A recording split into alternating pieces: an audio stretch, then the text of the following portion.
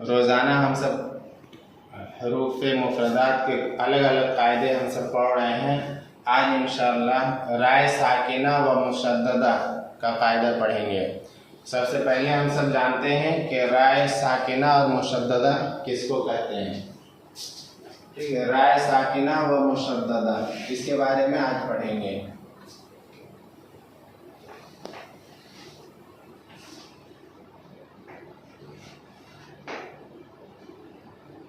जिस रा पर जज़म हो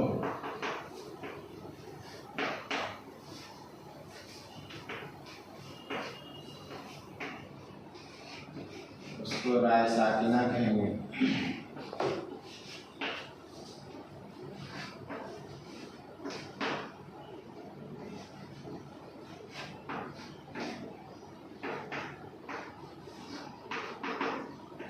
और तशदीद वाली रा को या और जिस रा पर तशदीद हो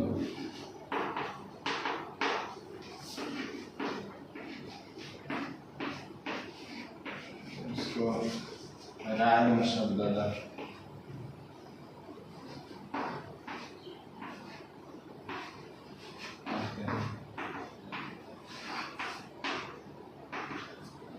राय साकिना हम सब पढ़ रहे हैं। राय साकिना व मुशद्ददा, तो जिस रा पर जज़म हो उसको राय साकिना कहते हैं। ये जज़म जिस दिन पढ़े थे उस दिन भी हम बताए थे कि जज़म और सुकून, जज़म भी बोलते हैं सुकून भी बोलते हैं, सेम चीज़ को। तो जिस हर्फ पर जिस भी हर्फ पर जज़म रहेगा उसको, जैसे बा पर जज़म हो तो बा साकिना हो, नून पर जज़म था तो नून साकिना हो रही थी। ऐसे ही रा पर जज़म रहेगा तो राय साकिन कहलाएगा। तो रा पर जज़म हो तो उसको राय साकिना कहते हैं। और ऐसे ही तशदीद भी जिस दिन पढ़े थे उस दिन भी बोले थे कि जिस हर्फ पर तशदीद रहेगा उसको हर्फ मुशद्ददा बोला जाता है। रा पर तशदीद हो तो राय मुशद्ददा हो गया, लाम पर तशदीद हो गया तो लाम मुशद्ददा हो जाएगा, मीम पर तशदीद हो तो मीम मुशद्ददा हो जाएगा, नून पर तशदीद हो तो नून मुशद्ददा कहलाएगा। तो रा पर जज़म है तो राय साकिना कहेंगे। तशदीद है, तशदीद हो तो मुशद्ददा कहते हैं। अब इसको अलग से अभी चर्चा क्यों कर रहे हैं, अलग से इस पे बात क्यों कर रहे हैं, तो इसका रा जब लफ्ज में आता है, वर्ड में जब मिल करके आएगा, कई हरूफ मिल करके जब एक लफ्ज बनते हैं तो वहां पर इसको कैसे पढ़ेंगे। तो है कि अगर रा पर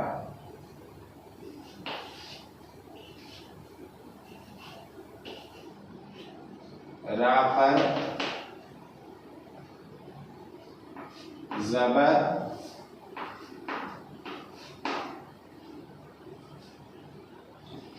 या पेश,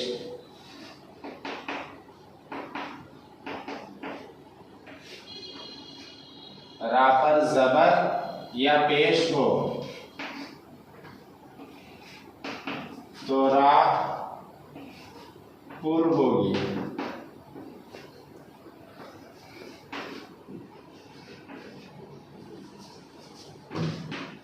और ज़ेर हो, ज़ेर हो तो बारीक होगी।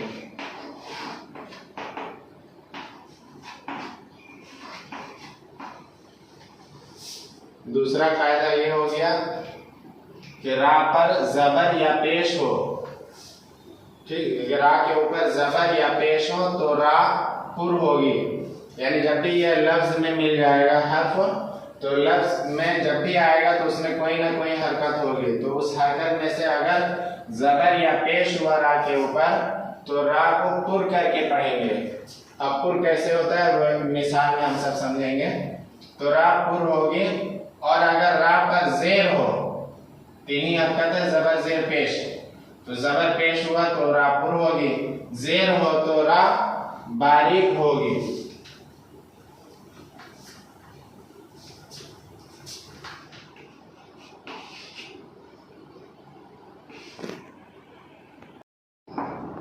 लेकिन जब रा पर राय साकिना हो, यानी रा के ऊपर न जबर है, न जेर है, न पेश है, बल्कि जज़म है, उस वक्त कैसे पढ़ेंगे? तो रा पर अगर जज़म हो, राय साकिना से पहले हर्फ पर देखेंगे, राय साकिना से पहले जबर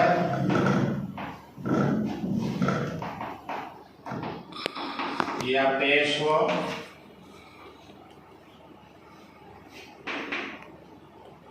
तो रा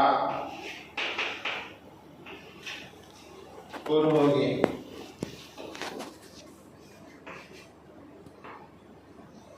जेर हो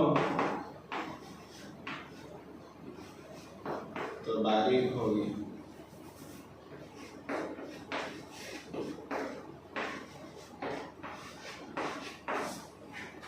अब आ गया कि रा पर जज़म है तो राय साकिना से पहले देखेंगे, रा पर जब जज़म हो जाएगा तो उससे पहले जो हर्फ रहेगा उस पे देखेंगे कि जबर आया या पेश है। तो जबर या पेश हो तो पुर करके पढ़ेंगे, जेर हो तो बारीक पढ़ेंगे, पतला पढ़ेंगे।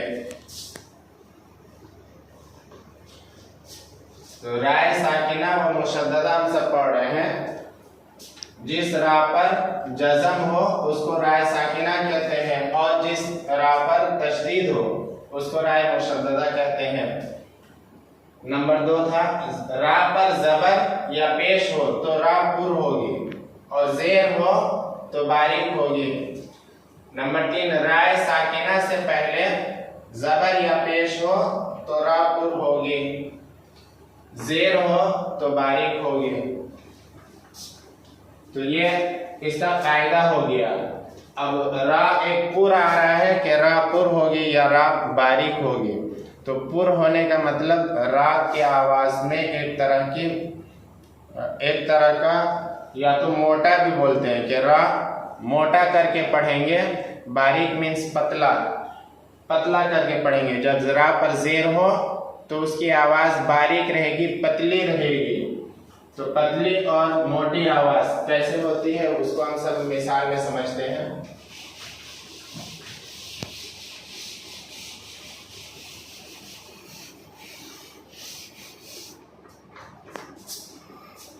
जैसे है अरसलना,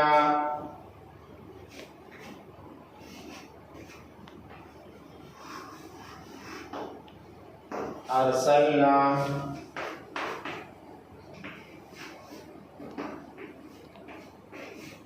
कुरआनुन,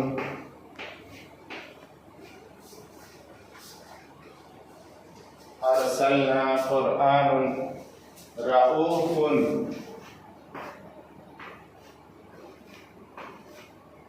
रऊफुन, यग़रुरका,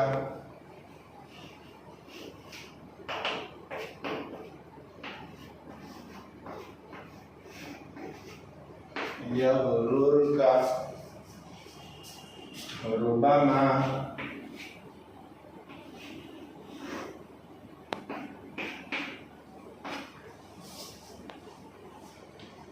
मर्रतन।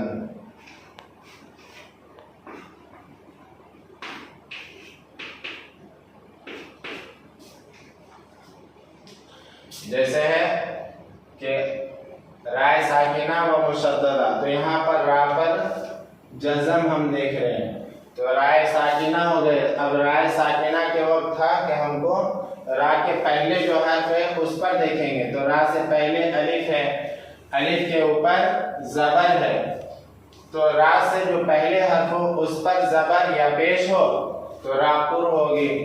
तो यहाँ पर जबर है अलिफ के ऊपर, रा को पुर करके पढ़ेंगे, यानी रा की आवाज जो निकलेगी वो मोटी रहेगी। जैसे अरसलना, अरसलना, रा में एक तरह की भारीपन, मोटापन दिख रहा है तो अरसलना मोटा करके पढ़ रहे हैं। ऐसे ही सेम है पुर आनुन, पुर आनुन, रा पर जज़म है, रा से पहले वाले हाथ पर देखेंगे जबर है या जेर है या पेश है। तो इससे पहले हाथ पर पेश है तो तो रा पुर होगी, मोटी होगी, पुर आनुन। ऐसे ही रऊफुन, यहाँ पर रा है,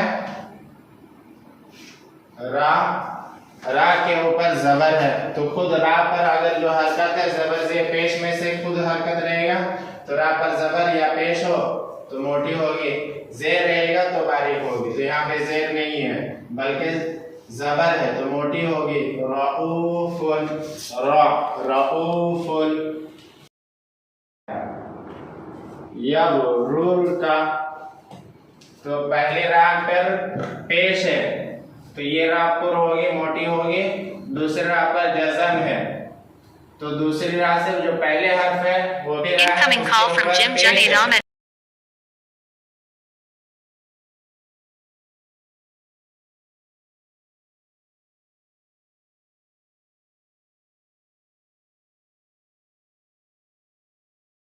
पढ़ रहे हैं क्या? रा पुर होगी, रा पर पेश है, रुबमा, रुबमा रा पुर हो रही है, मोटी हो रही है, रा पर पेश है, रुबमा।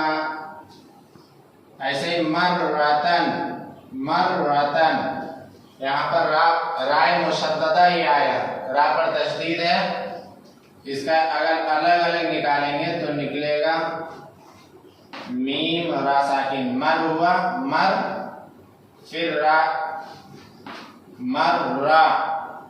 तो पहली रा को जब मीम से मिला रहे हैं तो भी पुर हो रही है, और अलग से जब पढ़ रहे हैं तो जबर वाली हरकत लगी हुई तो भी पुर होगी। मर रतन, मर रतन, मर रतन, तो दोनों रा पुर होगी। मर रतन राय मुशद्ददा है, रा से पहले जबर, खुद रा के ऊपर जब दूसरी हरकत, जब किसी भी हर्फ पर तशदीद हो तो उसको पढ़े थे, तशदीद वाले हर्फ को 2 मरतबा पढ़ते हैं, एक मरतबा पिछले वाले हर्फ से मिलाकर और एक बार खुद इससे पढ़ते हैं। तो एक मरतबा मीम से मिलाकर पढ़ रहे हैं और एक बार खुद इसे रा को पढ़ रहे हैं, दोनों मरतबा रा पुर होगी, मर्रतन। तो ये हो गई रा पुर होने की मिसालें। अब पढ़ेंगे कुछ रा जहां पर बारीक होगी, पतली होगी, तो रा पुर होगी और बारीक होगी, ये 2 चीजें पढ़े हम सर। बारीक की मिसालें देख लेते हैं, जैसे वस्बिर,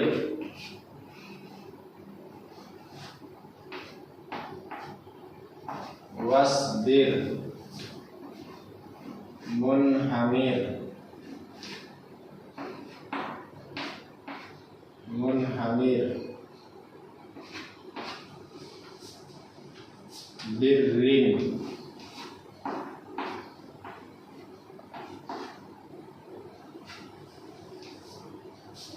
अमिरताबु,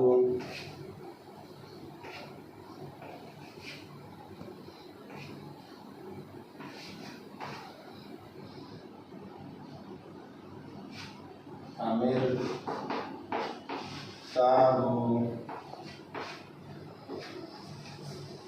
मिरसादन, तुहर्रिमु, तुहर्रिमु,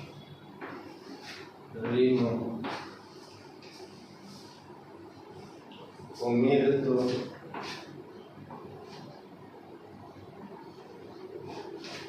उमिरतु। तो ये सब मिसालें थी जहां पर रा पुर हो रही थी। अब नीचे है रा बारीक होगी। बारीक कब होगी रा?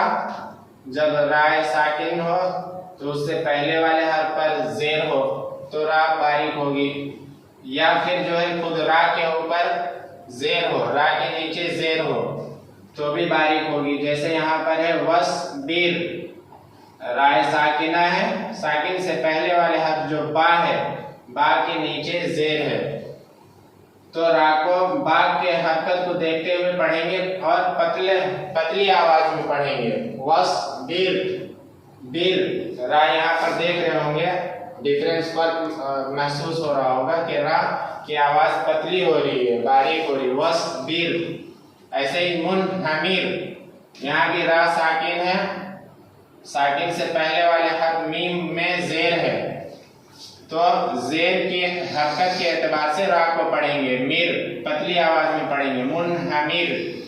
ऐसे ही बिर्रिन, यहाँ पर राय मुशद्ददा है, तो रा के पहले जो हर्फ है बा के नीचे जेर है, और खुद रा में भी दो जेर है, तो रा को बारीक के साथ पढ़ेंगे, बिर्रिन बिर्रिन पतली आवाज में। ऐसे ही अमीर ताबू, अमीर ताबू, यहाँ पर ये अलिफ साइलेंट है, अलिफ नहीं पढ़ेंगे, अलिफ पर कोई हरकत नहीं है, नहीं पढ़ा जाएगा। तो रा पर जज़म है, राय साकिना हुआ, रा से पहले जो हर्फ मीम है, मीम में जेर है, तो मीम में जेर है, इसी जेर को देखते हुए रा को बारीक पढ़ेंगे, अमीर ताबू। ऐसे ही तुहर्रिमु, तो यहाँ पर रा में तशदीद है, तो राय साकिना को जब हा से मिला करके पढ़ेंगे, राय साकिना को हा से मिलाएंगे तो रा एक रा, पहली जो रा हा से मिलेगी वो पूर होगी, क्योंकि राय साकिना से पहले वाले हर्फ पर जबर है, हा पर जबर है, तो पहली रा पुर होगी, लेकिन दूसरी रा जिसको जेर के साथ पढ़ेंगे ये पतली होगी, इसकी आवाज बारीक होगी। तो हर रिमो, तो पहली रा पुर हो रही है, दूसरी रा बारीक हो रही, तो हर रिमो, तो हर रिमो। ऐसे ही उमिर तो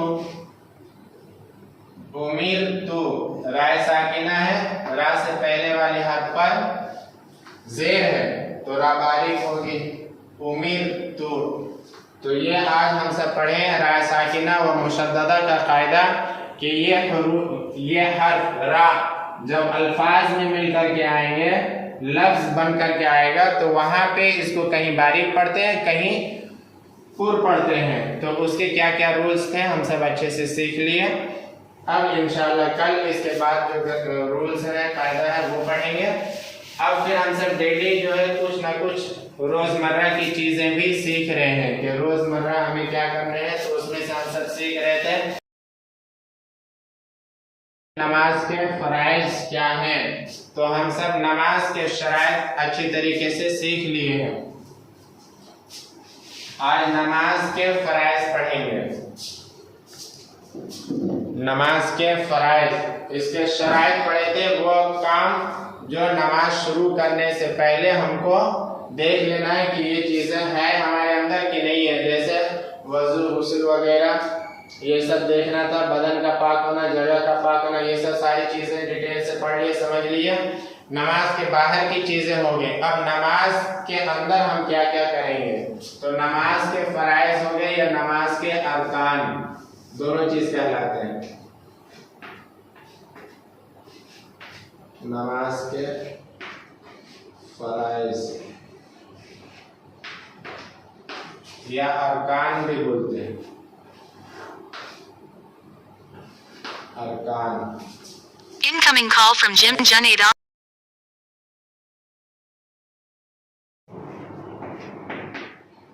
तकबीर तहरीमा, नंबर 2 क़याम करना,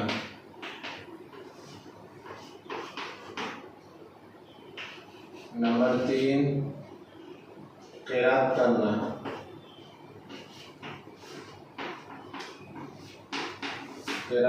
नंबर 4 रुकू करना,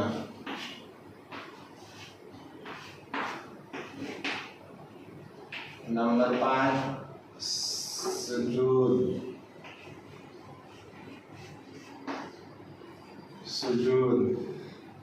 नंबर 6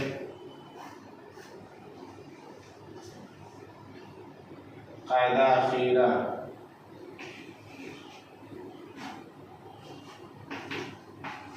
कायदा अखीरा,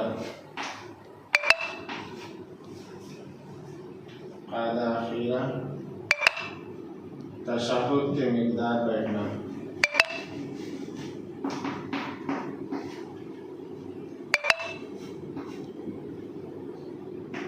तशहुद की मिक़दार।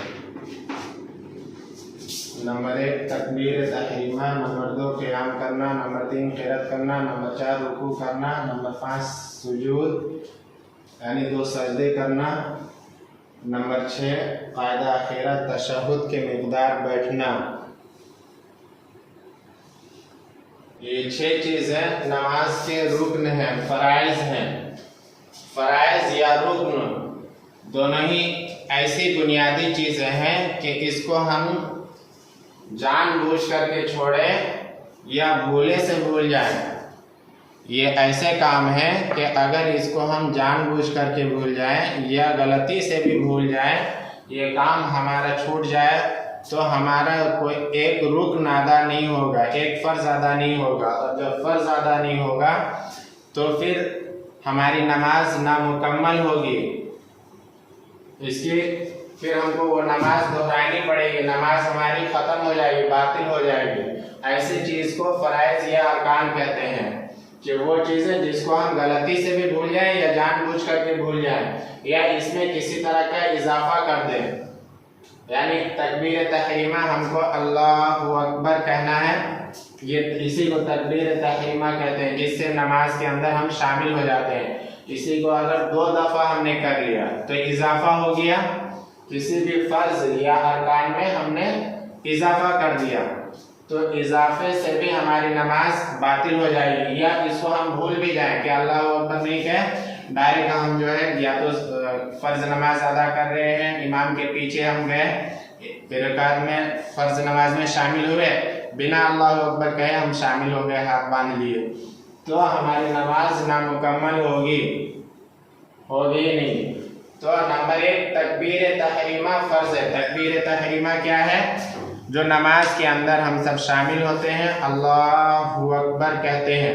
तो तकबीर तहरीमा करते वक्त जो हाथ हम सब मर्द हजरात उठाएंगे वो यहाँ कान तक उठाते हैं और हमारी जो उंगलियाँ होती हैं ये 5 उंगलियाँ मिली हुई रहेंगी और सीधी रहेंगी और किबले की तरफ हम सब उठा करके ये कानों की लो तक हाथ को उठाएंगे मर्द हजरात, और ख़वातीन हजरात सिर्फ कंधे तक उठाएंगे। मर्द हजरात कानों तक और ख़वातीन हजरात कंधे तक उठाएंगे, और ख़वातीन हजरात अपने हथेलियों को जो उठाएंगे वो भी उंगलियां वगैरह उनकी भी सीधी रहेंगी और दुपट्टे के अंदर से ही वो अपने हाथों को उठाएं।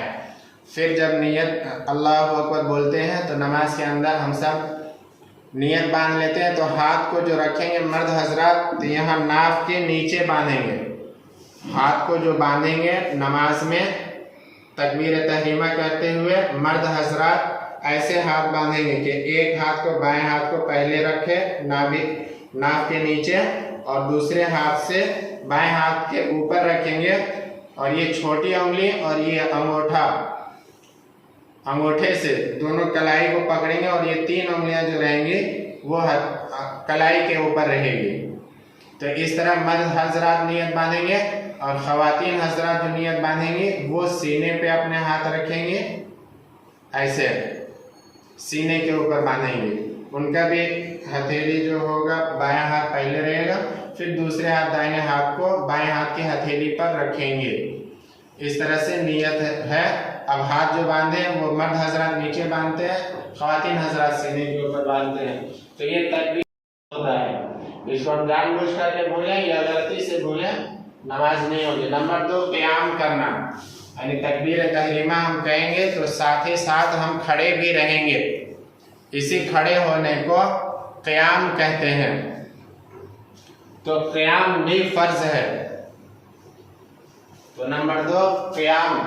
ऐसे ही नंबर 3 क़िरात करना, नियत बांधे अल्लाहु अकबर कहते हुए क़ियाम हो गया हमारा, खड़े भी हैं। क़िरात भी करना ज़रूरी है। सूरा और चंद सूरत ये सूरह फातिहा पढ़ेंगे और उसके साथ कोई कुरान की छोटी 3 आयतें या बड़ी 1 आयत या जो मुमकिन आदमी को क़िरात करे। तो क़िरात भी फ़र्ज़ है। क़िरात भी अगर कोई नहीं किया, खाली नियत बांध लिया, खड़े हो गए, फिर रुकू में चले गए और क़िरात नहीं किया तो नमाज नहीं अदा होगी। नंबर 4 रुकू करेंगे। रुकू करना भी फर्ज है, रुकू करना फर्ज है। मर्द हजरात जो रुकू करेंगे, रुकू में पूरा स्ट्रेट ऐसे झुकेंगे, ये हाथों से अपना घुटने के ऊपर रखेंगे, घुटने को मजबूती से पकड़ेंगे और ऐसे पूरी जो पीठ है वो सीधी रहेगी और ये सर भी सीधा रहेगा। और हम अपने सामने सजदे में देखेंगे, जो हमारी नजर होगी वो सजदे की जगह पर होगी और ये सर सीधा रहता है। ख्वातीन हजरात कम मुड़ेंगे, ऐसे रुकू करेंगे, ख्वातीन हजरात कम झुकेंगे रुकू में। मर्द हजरात ज्यादा झुकते हैं, एकदम लेवल में स्ट्रेट। ये होता है रुकू की हालत, रुकू ये फर्ज है। नंबर 5 सुजूद, 2 सजदे, एक रिकात में 2 सजदे जो करते हैं वो सुजूद फर्ज है। सजदा में भी मर्द हजरात अपना पीठ उठाए रखते हैं, लेकिन ख्वातीन हजरात जो सजदा करेंगे और मर्द हजरात सजदा करते वक्त जो पैर रहता है हम सबका, मर्द हजरात का, वो पैर उठा हुआ रहेगा, उंगलियां मुड़ी हुई रहेंगी किबले की तरफ। उंगलियां जो पैर की होंगी वो किबले की तरफ जानिब होंगी और दोनों पैर सीधे होंगे, खड़े होंगे सजदे की हालत में। लेकिन लेडीज का जो दोनों पैर होगा वो पीछे होंगे, जैसे वो सब बैठती है तशहुद में या कायदा अखीरा में जो बैठने का तरीका होता है कि दोनों पैर एक साइड करके बिछा करके बैठती हैं, वैसे बैठें उसके बाद सजदा करें। तो सजदे में उनका पैर दोनों बिछे होंगे, लेकिन मर्द हजरात के जो पैर होते हैं वो खड़े रहेंगे और उंगलियां किबले की जानिब होंगी। तो ये सुजूद का तरीका है। और सजदे में भी जो हम सब का कमर और पीठ होता है ये थोड़ा उठा हुआ रहता है। ख्वातीन हजरात बिछाए हुए रहेंगे, जमीन से ज्यादा लगे हुए रहेंगे, क्योंकि ख्वातीन हजरात के लिए पर्दा बहुत जरूरी है, सतर बहुत जरूरी है। नंबर 6 कायदा अखीरा तशहुद की मिकदार। तो जितना तशहुद पढ़ने में जितना वक्त लगता है उतने देर तक बैठना, ये कायदा अखीरा कहलाता है। यानी 2 रकात की नमाज है तो एक ही कायदा अखीरा ही लास्ट ही होगा। अगर 4 रकात है तो 4 रकात मुकम्मल करने के बाद जो बैठते हैं वो कायदा अखीरा होता है। तो वो कायदा अखीरा बैठना भी जरूरी है, फर्ज है। अगर नहीं बैठेंगे, खाली तकबीर तहरीमा कर लिए, क़याम कर लिए, क़िरात कर लिए, रुकू कर लिए, सजदा कर लिए, तो नमाज नहीं मुकम्मल हुई, तमाम फराइज पूरे नहीं हुए, कायदा अखीरा रह गया। कायदा अखीरा नहीं करेंगे तो नमाज में, तो कायदा अखीरा भी करना जरूरी है। कितने देर तक? तशहुद पढ़ने में जितना वक्त लगता है, ठीक है। और 4 रकात में जो 2 रकात में बैठते हैं तशहुद के बकदर, वो बैठना वाजिब होता है, वो वाजिब कहलाता है। तो वाजिबात अलग हैं, नमाज के अंदर जो फराइज हैं वो अलग हैं, वाजिबात अलग हैं। वाजिबात क्या क्या हैं, कितने हैं, वो इंशाल्लाह कल पढ़ेंगे। आज हम सब रुकन सीख लिए कि जिसके बिना नमाज होगी ही नहीं, अमल ही नहीं होगी। तो हम सब नमाज में शामिल हो गए हैं। नमाज के अंदर क्या क्या मैंडेटरी है, फर्ज है बिल्कुल, वो हम सब सीख लिए। अब इसके वाजिबात क्या होंगे? वाजिबात वो है, फर्ज में हमने बताया कि अगर गलती से भी भूलते हैं या गलती से भी इजाफा कर देते हैं इसमें कुछ और एक तकबीर के साथ दूसरा तकबीर भी ऐड कर दे रहे हैं, इजाफा कर दे रहे हैं, या इसको जानबूझकर भूल जाए, तब भी नमाज होगी ही नहीं। लेकिन वाजिबात में ऐसा नहीं है। वाजिबात में अगर भूल गए तो उसकी तलाफी सजदा सहव से हो जाता है। तो इसीलिए वाजिबात का जानना ज़रूरी है, क्योंकि कोई कमी पेशी हो जाती है अगर वाजिबात में तो उसको सजदा सहव पूरा कर देता है। सजदा सहव कर लेने से हमारी नमाज ख़राब नहीं होती, दोहरानी नहीं पड़ती है। तो वो वाजिबात इंशाअल्लाह कल सीखेंगे।